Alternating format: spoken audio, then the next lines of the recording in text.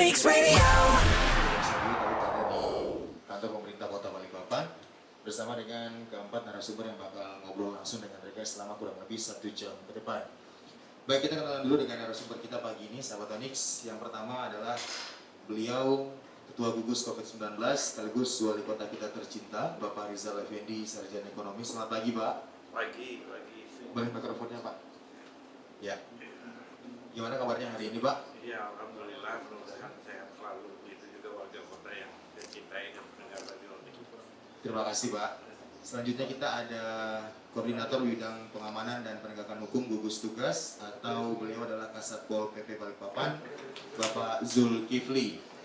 Selamat pagi, Bang. Selamat pagi. Sehat, Bang ya? Alhamdulillah. Alhamdulillah. Sehat terus, Bang ya? Siap. Oke, berikutnya kita juga di narasumber kita yang ketiga ada Bang Yudi. Beliau adalah GM Iwok Penta City Balikpapan. Selamat pagi, Bang. Selamat pagi pendengar.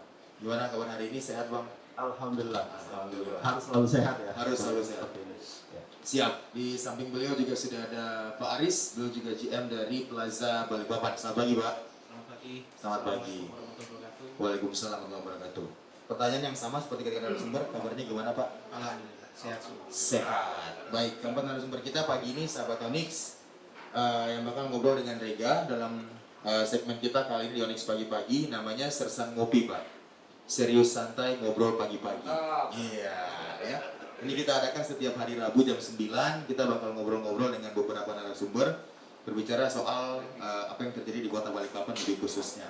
Nah, ini udah kali kedua. Kemarin kita sudah adakan di studio Makanja Coffee di Onyx Radio, mengundang Bang Andi Arif dari Komisi 1, Bang Maulidin, Bang Oleh Ketua Hikraf juga, dan tentunya Bang Yudi juga kemarin ada Bang Opi juga, dan juga ada perwakilan dari Jatra Hotel. Nah, kali ini kita mau ngobrol di kali kedua kita di Sersan Ngopi atau Serius Santai Ngobrol Pagi-Pagi. Yang pertama ingin saya tanyakan kepada Bapak Wali Kota Balikpapan, Bapak Haji Rizal Effendi, Sarjana Ekonomi, beliau juga sekaligus Ketua Gugus COVID-19. Perubahan apa yang paling terasa nih, Pak, di masa new normal kali ini, apalagi sudah masuk fase yang kedua, sesuai dengan tema kita juga setelah lockdown beberapa bulan terakhir nih, Pak. Silakan, Pak.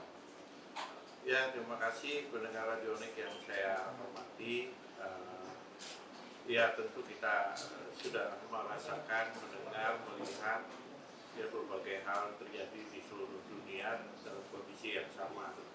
Pertama, kita masih menghadapi serangan COVID-19 yang belum benar-benar reda, walaupun ada satu dua di satu daerah atau di satu negara, tapi umumnya masih kita diliputi dengan serangan COVID-19 termasuk di Indonesia, termasuk di Balikpapan. Ya, tentu saja gara-gara COVID ini kan semua sektor kehidupan terganggu, ya, tidak ada yang lepas ya. Kehidupan apa saja ya yang kita rasakan, tentu kehidupan beribadah, kehidupan bergerak, dan kehidupan ekonomi semuanya terpapar begitu sekalian, dan itu dirasakan oleh masyarakat dunia.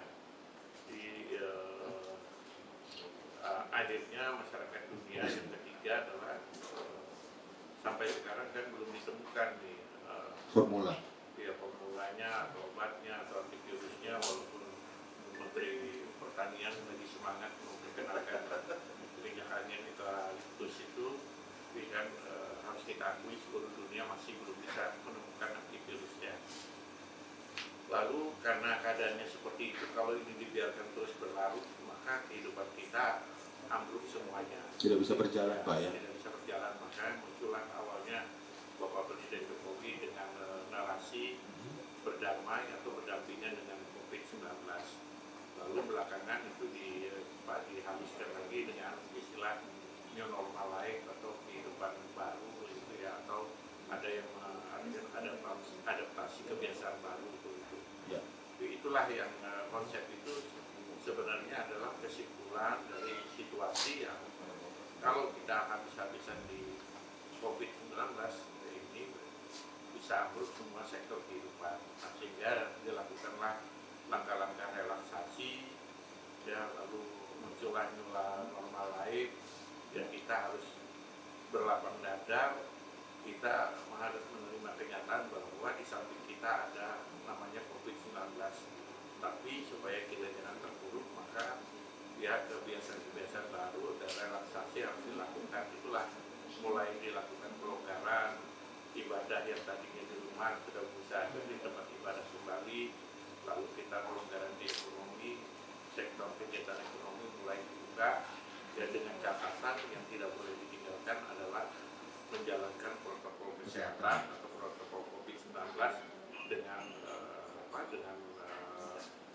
sebaik-baiknya. Jadi rumusnya adalah bahwa kita bisa menjalankan kehidupan yang tadinya ambruk, tapi dengan catatan bahwa penanganan kesehatannya atau protokol kesehatannya harus tetap dilakukan. Itulah kondisi yang terjadi saat ini karena kita tidak bisa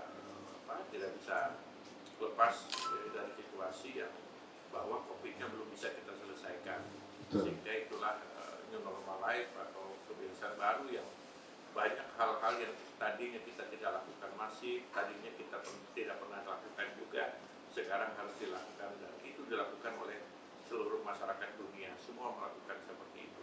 Ya. Itulah kondisi kita saat ini. Gitu. Oke, jadi kalau menurut seperti yang Pak bilang tadi, informasi langsung dari Pak Jokowi tentang adanya tatanan hidup baru bagi kita, hidup lebih bersih, hidup lebih sehat juga di new normal kali ini. Kalau menurut Pak Rizal sendiri secara pribadi nih, sudah saatnya kah kita udah masuk era new normal atau melihat keadaan sekarang? Karena yang kita lihat juga banyak sekali masyarakat nih, Bapak di luar sana yang tanda kutip belum paham benar yang namanya new normal. Mereka berpikir bahwa new normal berarti bisa kembali beraktivitas, tidak ada apa-apa lagi, virus corona udah selesai gitu. Kalau menurut Pak Rizal sendiri gimana nih Pak? Ya memang ini terus harus digelorakan mengedukasi masyarakat bahwa kita tidak mungkin lagi hidup seperti yang dulu-dulu. Betul. Ya itu sudah tidak mungkin lagi kita lakukan seperti itu. Ya, jadi kita harus hidup dengan adaptasi kebiasaan baru yang sebagian sebenarnya sudah kita lakukan. Misalnya saja PHBS, pola hidup bersih dan sehat. Ya. Itu sudah setiap hari dilakukan oleh PKK dan bahkan itu mulai zamannya Orde Baru sebenarnya. Nah, sekarang harus masif dilakukan. Dulu kan cuci tangan dianggap wah itu cuma programnya PKK. Ya. Ternyata, Formalitas. dan banyak formalitasnya. Ternyata itu memang harus kita lakukan pola hidup bersih dan sehat. Dan itu tidak bisa lagi kita bekerja. Dulu kan sebenarnya sudah mulai konsep bekerja di rumah sudah mulai diperkenalkan, belajar dari rumah secara daring sudah dimulai dengan belanja dari rumah sudah mulai. Tapi dengan COVID ini mau tidak mau hampir 80% kita lakukan seperti itu. Nah ini akan terus tidak bisa lagi. Jadi masyarakat sekarang ini suka tidak suka harus hidup dalam kebiasaan baru, ada kebiasaan baru. Cuma ada yang mengerti penuh, ada yang setengah penuh, ada yang masih di dasarnya. Nah ini yang kita harus bangun edukasi ini kepada masyarakat bahwa kita sudah tidak mungkin lagi mundur ke belakang dan kita tidak mungkin lagi hidup seperti dulu. Jadi udah nih orang dulu saya tahun berapa ya? Saya tahun ketika teknologi modem, cara mengirim informasi berita dengan modem itu diperkenalkan, saya sudah diingatkan oleh Pak Dahlan Iskan, guru saya, Pak Dahlan, dia bilang udah, Bung Rijal, setelah kita itu bekerja tidak lagi di kantor, nanti kita bekerja sudah di mana saja. Dan ternyata Terjadi Pak ya? terjadi begitu. Kita apalagi sekarang mau kerja di mana aja bisa. Itu model WC juga bisa. Ya. Apalagi online Pak ya? Bisa dari rumah sudah bisa dapat duit Pak ya? Kan dulu kan, itu waktu itu baru modem gitu, sudah Ya. seperti itu dikatakan pada Anda. Betul, baik, terima kasih Pak untuk penjelasannya. Berikutnya, untuk pertanyaan berikutnya, untuk sektor pariwisata nih Pak. Ini kan yang paling terasa, apalagi teman-teman bapak-bapak dari mall, pelaku jasa ini, masalah atau problem apa yang paling mendasar sih Pak selama pandemi? Kalau dari Pak Rizal dulu nih Pak, Ya, ini sektor pariwisata. tidak gampang. Itu sektor pariwisata ini juga kan tidak tergambarkan dalam pikiran kita. Sektor pariwisata yang tadinya kita puja-puji sebagai sektor yang paling hebat Ya. dalam hal investasi, begitu sektor yang paling menguntungkan di seluruh dunia. Orang menjual sektor pariwisata, panennya luar biasa. Ternyata dengan COVID ini semua ambruk, termasuk sektor pariwisata. Pariwisata.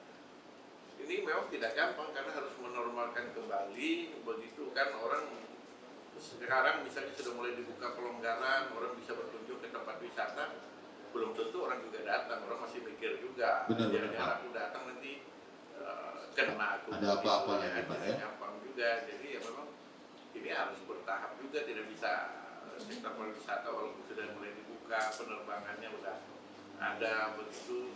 Kemudian tempat-tempat wisata tertentu sudah mulai dibuka, tempat belanja sudah mulai dibuka, tapi memang harus untuk meyakinkan kepada masyarakat, maka protokol kesehatannya harus betul-betul bahwa saya datang ke tempat itu aman, itu yang tidak harus betul-betul kan kita sangat selalu ada termogannya, ada cuci tangannya, ada jaga jaraknya, ada tempat macam-macamnya supaya orang yakin kalau nanti datang ke tempat itu, datang ke hotel itu saya tidak terjangkit atau tertular. Nah, itu yang harus dibangun betul oleh kita semua termasuk sektor pariwisata karena dibuka begitu saja belum tentu orang datang. Betul sekali, Pak. Saja, aku udah kecil dia bunuh diri lah.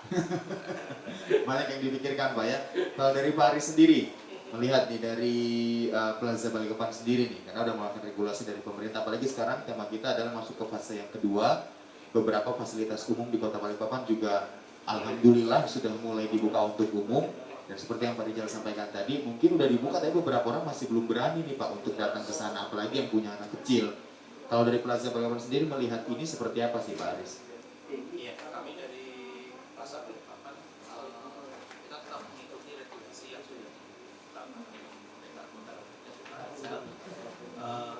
Kita tetap membatasi pengunjung yang datang dan protokol kesehatan tetap harus kita ketat jalankan. Seperti yang tadinya biasa ngantri di kasir gitu kan, yang penting berurutan, tapi sekarang kan sudah diatur jaraknya. Kebiasaan-kebiasaan seperti itu yang kita mesti harus edukasi ke pengunjung. Untuk jam operasional Pak Aris dari Plaza Balikpapan sendiri, adakah perubahan signifikan? Kalau jam operasional kita sudah kembali ke Normal, berarti jam 10 ke jam 10 Pak ya? Weekend weekend masih sama. masih sama. Jam Cuma 10 ke dari jam 10. tenan kita juga tidak bisa memaksa. Betul. Karena pada saat pandemi kemarin berapa sudah mengurangi karyawan. Karyawan. Jadi ada beberapa tenan mungkin yang belum buka atau buka semua? Buka full. Nah, buka full maksudnya tidak mau di jam kita. Gitu. Oh, oke. Kecuali kalau yang seperti kebutuhan sembako di Pama saya informasi yang jam operasional kita karena bukan kebutuhan pokok. Betul sekali. Jadi ikut jam buka plaza berarti Pak ya? Betul. Ya sama Oke. yang seperti yang wadia sektor yang kebutuhan medis sudah kan tetap dia normal juga karena kebutuhan masyarakat juga itu seperti Oke. sanitizer. Segala macam yang berhubungan dengan protokol kesehatan Pak ya? Betul-betul menjaga kesehatan diri kita dan juga orang-orang sekitar Pak. Ya. Oke, baik. Terima kasih Pak Aris. Selanjutnya kita beralih ke Bang Yudi. Kemarin sempat ngobrol juga mengenai yang saya dapat informasinya 2.500 karyawan di BSD Pak ya. Luar biasa ya Pak. 2.500. Ya, ini orang semua Pak ya, benar ya? Kalau kita dalam satu kawasan ya, Iya. karena kita ada 2 mall. Betul. Yang terintegrasi, kemudian ada perkantoran, kemudian ada apartemen, hotel, ada 4 hotel gitu. Betul.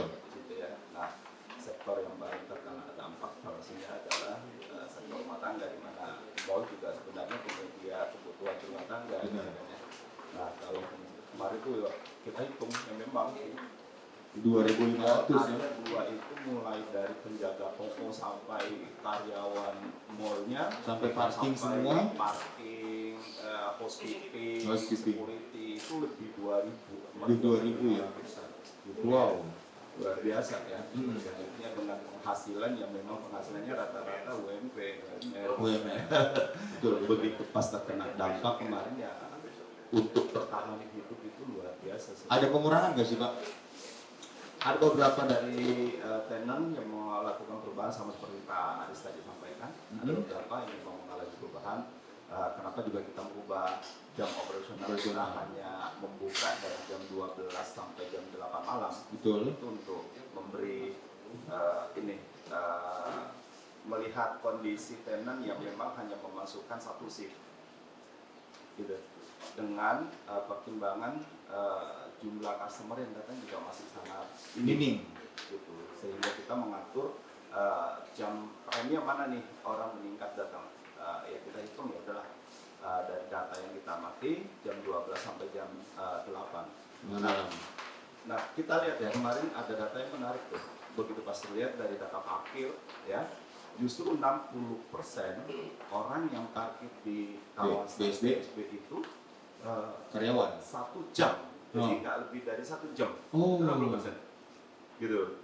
Baru kemarin begitu relaksasi kedua, kemudian restoran sudah bisa buka, itu udah mulai itu untuk yang yang 2 jam. 2 jam. 1 jam hingga 2 jam Mhm. itu udah meningkat hingga 25%. Gitu. Jadi orang stay itu benar. Jadi udah ada habit ya di masyarakat itu kalau pergi hanya untuk membeli, setelah itu pulang.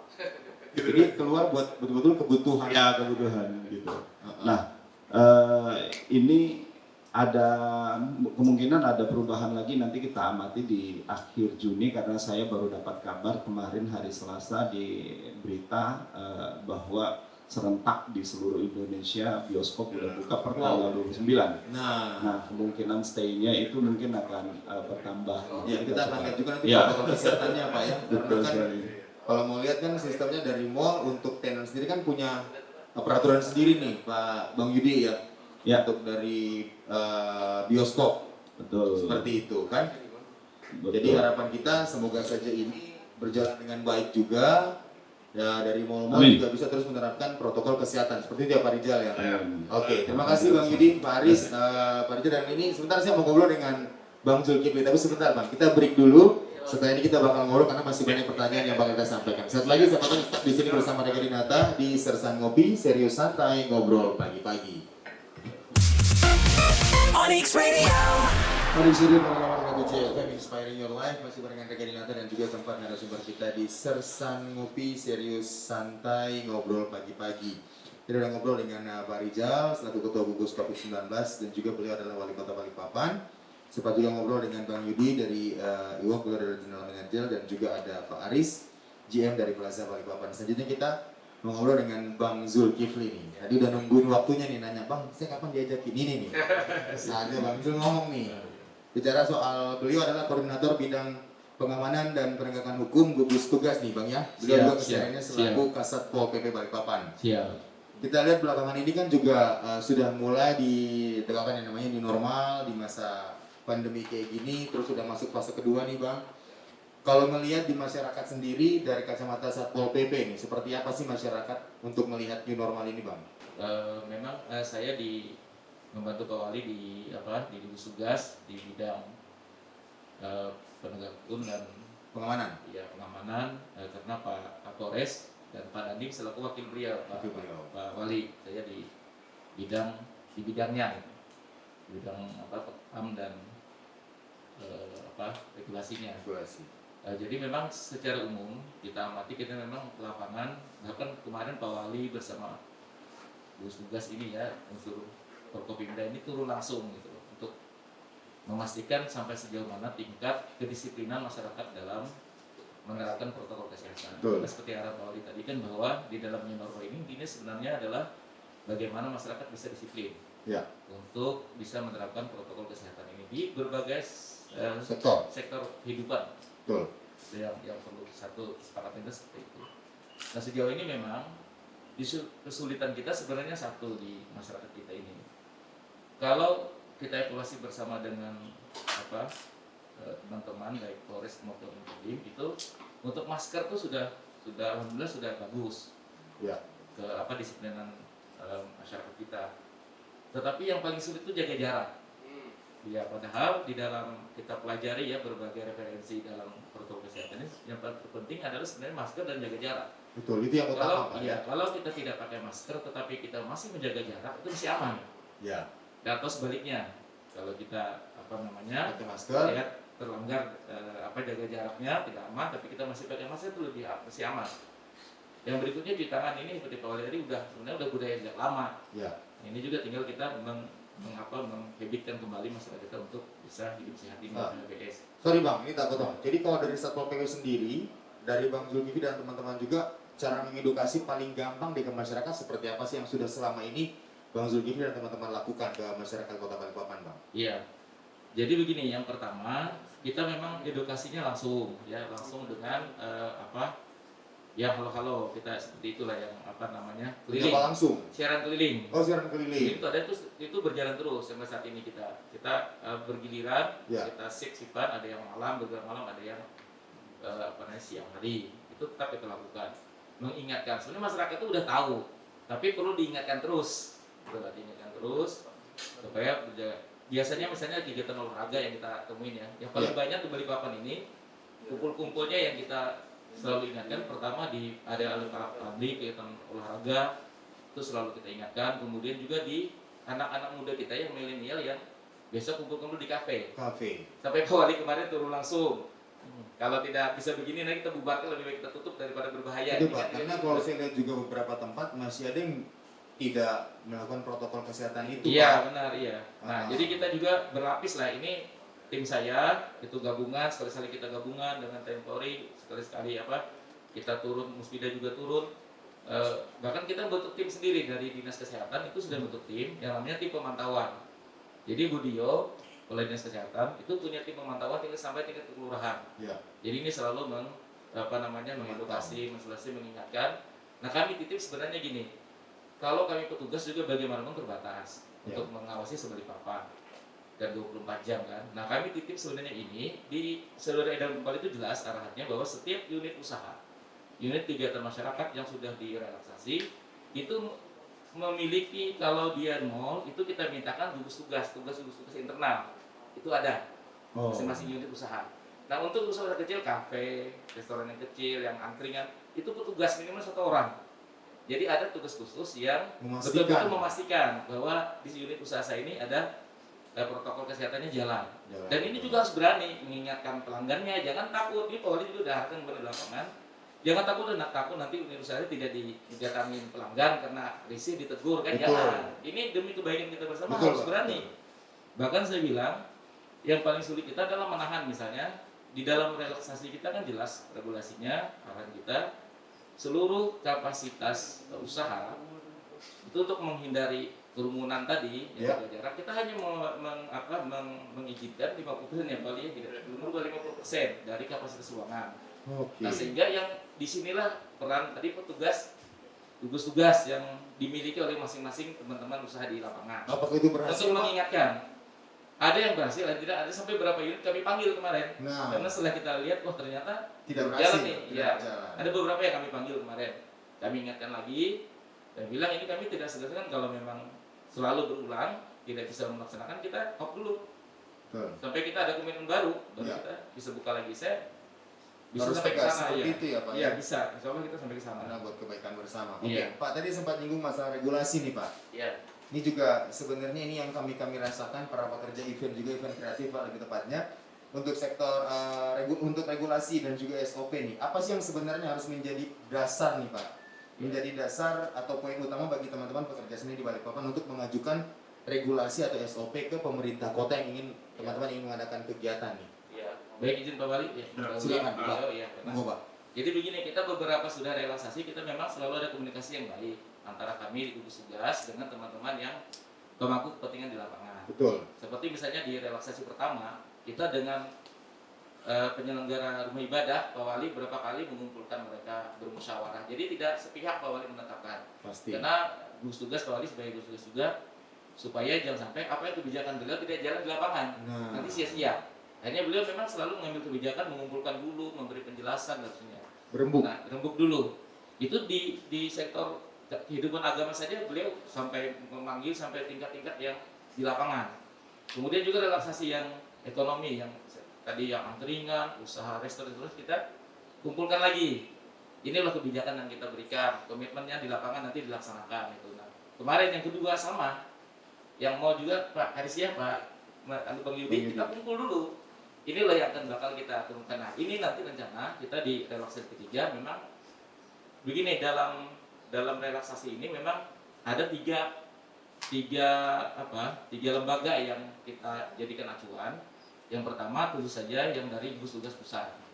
Nah, di sana sudah memberikan guidance bahwa di dalam relaksasi ini ada 5 fase.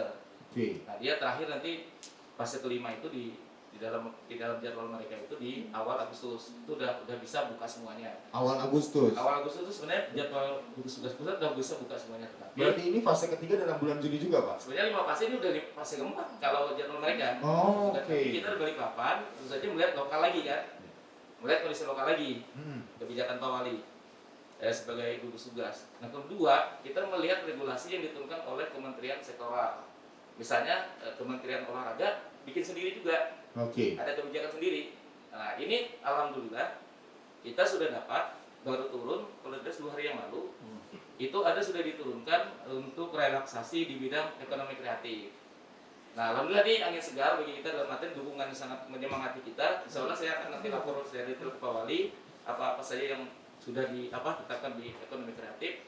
Nanti di fase ketiga kita akan merumuskan. Baik teman-teman juga silakan buat konsepnya. Ya. Bagaimana yang sifatnya yang lokal kita punya, yang Siap. karakteristik kita, nanti kita padukan dengan panduan Kementerian Ekonomi Kreatif, nanti kita sampaikan ke Pak Wali, disetujui kita akan tetapkan di fase ketiga. Oke, terima kasih Bang. Kalau dari Pak Rizal sendiri, maaf nih Pak, kalau kita masih bicara dengan pertanyaan yang sama soal regulasi dan juga SOP.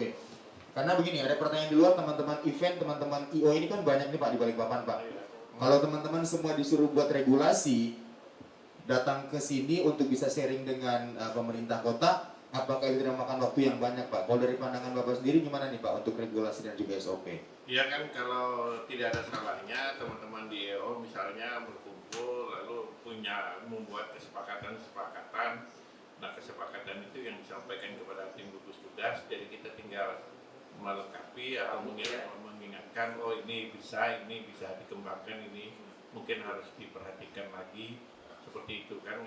Ini kan masing-masing, tapi sebenarnya kan pedomannya hanya satu nih, protokol kesehatan itu kan yang tadi sudah kita sampaikan, ya tidak ya cuma yang mungkin yang soal jumlah orang, Iya. itu yang lainnya kan ya memperhatikan tentang suhu tubuh, ya kan, kemudian cuci tangannya atau hand sanitizer, Kebersihan. ya itu saja. Jadi kan memang sebenarnya hampir sama aja semuanya, hampir sama, tidak ada hal yang Membedakan. beda gitu, karena hampir semuanya sama lah, tinggal konsistensi kita saja begitu. Jadi tidak ada masalah. Kalau teman-teman punya konsep sendiri, ya sudah, ini sampaikan kepada gugus tugas, saya kira baik saja gitu.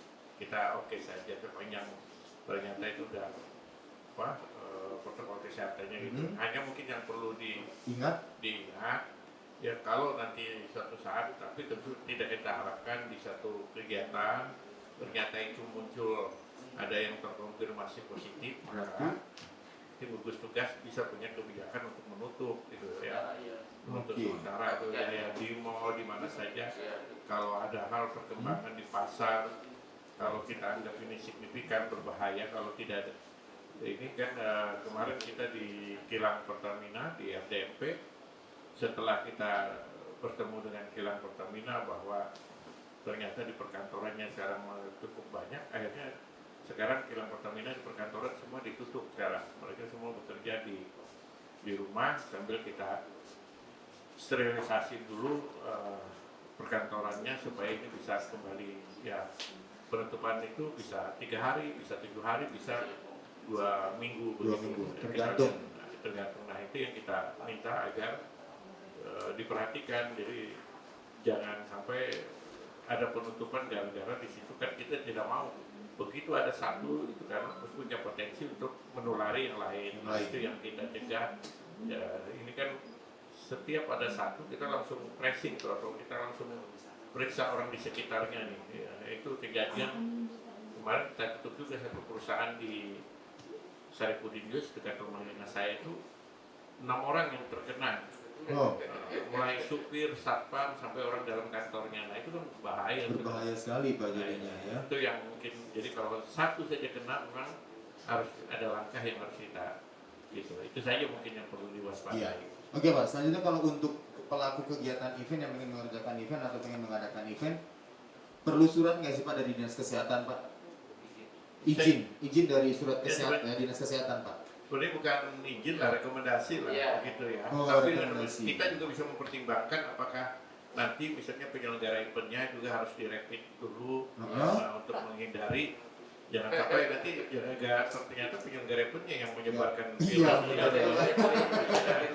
Nah, lalu kedua memang kita membatasi kalau bisa tidak ada orang luar yang diundang.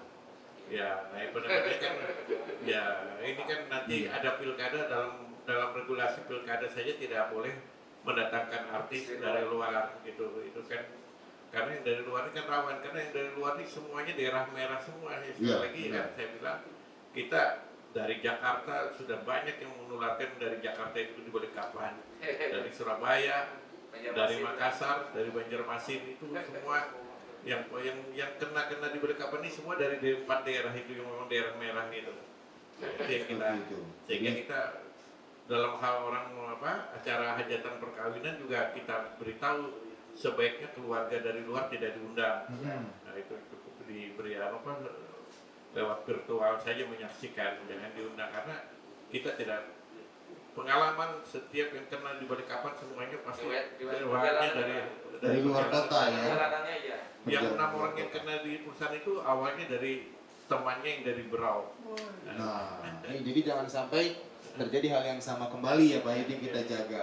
Oke, berikutnya Pak, kalau yang bisa ditanyakan juga untuk surat edaran fase kedua nih, apakah semua warga kota sudah tahu ataukah cuma beberapa saja? Karena jujur saya untuk fase kedua pun mungkin dari teman-teman pun baru beberapa hari yang lalu, mungkin kemarin baru tahu gitu Pak. Karena informasi fase kedua 8 fasilitas umum ya Pak, Bang Jo ya? 8 fasilitas umum sudah dibuka untuk publik, sedangkan yang Pak Rizal juga bilang tadi belum tentu orang mau datang karena kita masih takut dengan corona. Gimana nih Bang? Ya baik, upaya kita memang di samping melalui medsos kita udah edarkan, kemudian juga kita ada break untuk penyiarannya, berbagai saluran informasi sudah kita sampaikan, dan kita secara manual juga akan menyampaikan nanti melalui RT sampai ke RT nanti lurah camat kita akan berikan. Memang ini baru kita keluarkan di tanggal 3 fase kedua ini. Kita juga sangat memperhatikannya izin Pak Wali waktu kita rapat koordinasi di Polda, Kapolda mengingatkan ke Pak Wali agar jangan buru-buru ya Pak Wali ya untuk menetapkan relaksasi. Jadi semuanya harus diperhitungkan, disiapkan dengan baik. Makanya kita walaupun jadwal relaksasi ini mestinya sudah di fase keempat, kita baru fase kedua. Fase kedua karena kita sangat berhati-hati, betul. Di masyarakat sendiri ya. Iya. Kita berhati-hati, kemudian juga ke masyarakat juga ya nggak usah buru-buru lah. Jadi semuanya siapkan dulu. Kita juga tegaskan di edaran kita, kalau tidak siap sebaiknya jangan beroperasi. Betul sekali. 8 fasilitas umum ini apa aja Bang? Ya kita antara lain, kita ada yang mengulang ya di fase kedua ini, mengulang penegasan seperti misalnya rumah ibadah. Rumah ibadah pada pertama kita hanya membolehkan kegiatan ibadah itu di rumah ibadah. Nah, di fase kedua kita buka di mall dan yang teman-teman Kristiani hotel dan mall. Kemarin juga ada yang hubungi Pak Wali, bagaimana Pak Zul yang dirokok? Kami belum berikan karena pertimbangan kapasitas ruangan. Sulit menganukan untuk 50%. Kemudian ada di bidang tadi yang pernikahan, hajat itu yang masyarakat di hotel, di perkampungan silakan protokolnya yang dijaga tadi ada Pak Wali. Kemudian ada di sektor olahraga, pariwisata, hiburan, termasuk kita juga sudah mulai memberanikan diri membuka yang jasa seperti refleksi di masyarakat, spa. Sudah boleh Pak ya? Sudah boleh dengan protokol yang ketat, tentu saja itu yang harus diperhatikan masyarakat. Tapi untuk THM belum ya. Onyx Radio. Juga dihubungi dengan urusan THM. Razul, kenapa ini belum dibuka? Nah, izin Pak Wali menyampaikan informasi awal ini, mereka memang menurut data kita cukup masyarakat itu banyak yang berusaha di bidang ini ya, yang untuk di karaoke, ada diskotik dan sebagainya, kan kita kota jasa ya. Betul. Itu kalau dalam data kita ada 32 unit minimal. Saya hitung karyawan itu hampir dibuat juga 800 lebih. Ya. Belum termasuk yang lain itu yang karyawan inti. Nah, informasi mereka kan ini pertama kali kita tutup nih. Dari awal pandemi sampai sekarang belum kita relaksasi sama sekali. Sementara Samarinda sudah. Ya, Samarinda sudah tanggal 1 Juni sudah. Tapi kemarin jangan juga kita bekerja hati karena saya udah survei juga. Teman-teman saya Satpol PP di Jakarta, di Bandung, saya tanya memang belum. Betul. Nanti dalam persiapan. Nah, mereka rata-rata Tangerang juga itu perkiraan mereka 2 minggu lagi baru buka. Perkiraan ya? Perkiraan. Tapi di Sumatera ada yang sudah buka juga. Ada. Nah, jadi ini masih kita lihat, bersabar. Kalau nanti belum bisa di relaksasi ketiga, berarti keempat nanti. Kita tunggu saja nih berarti Bang ya. Semoga keadaannya terus membaik. Amin. Ya. Oke, nanti kita kembali lagi sama Tunis, masih banyak beberapa pertanyaan yang bakal Rega sampaikan juga kepada keempat narasumber kita. Jadi pastikan tetap di Sersan Ngopi, serius santai ngobrol pagi-pagi.